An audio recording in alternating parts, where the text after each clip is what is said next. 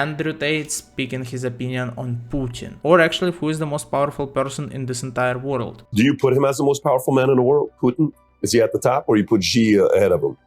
My view on Putin is very controversial. So I wrap this up with this. I think Putin is misunderstood. I think he's a misunderstood man. I think that he's been in power for a very long time. I think he's extremely smart. I think he genuinely cares about Russia and Russians above other countries. We're living in a world now where it's very interesting to see European leaders self-implode and self-destruct their own gas prices, their own governments, their own businesses, their own populace's living standards because of some idealistic notion that they need to help a nation that they have no direct link to. If I'm a leader of X country, I should be concerned about X country more than I'm concerned about the plight of whatever country. That's my duty and job.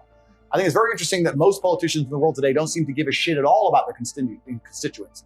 They care about aligning themselves to higher ideologies and self-imploding their own countries and the living standards for this ideology. Yeah. Putin doesn't do that. It's Russia first, Russia. Russians, Russia. Russians, Russian. And for that, I respect him. Most other countries don't do that and won't do that. So I find that very, very interesting about him. I think the current situation is absolutely and utterly unfortunate. I think what happened is terrible. War on all sides is always terrible. I think it's unfair that we discussed Ukraine at length when this has been happening across the Middle East and Africa for decades and nobody ever gave a shit. But now people seem to give a shit about proxy wars and unfair conflicts and people dying. It's always been happening and nobody cared because they're brown or black. But now we care because they're white Europeans and their chicks are hot. So I think there's a degree of hypocrisy there. He's certainly not the bad guy everyone's saying he is.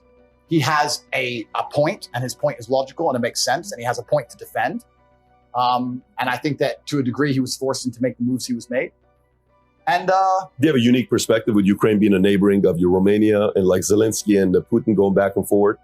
It is unique, yeah. Like there's obviously good and bad on both sides. Nobody's completely innocent, and those are the worst kind of conflicts because when you have a good guy and a bad guy, it's simple, right? But life's never that simple. Guy A has some good points and some bad points. Guy B has some good points and some bad points. Innocence always. What do you think about it? Comment your opinion down below, subscribe to my channel, and join my Discord server.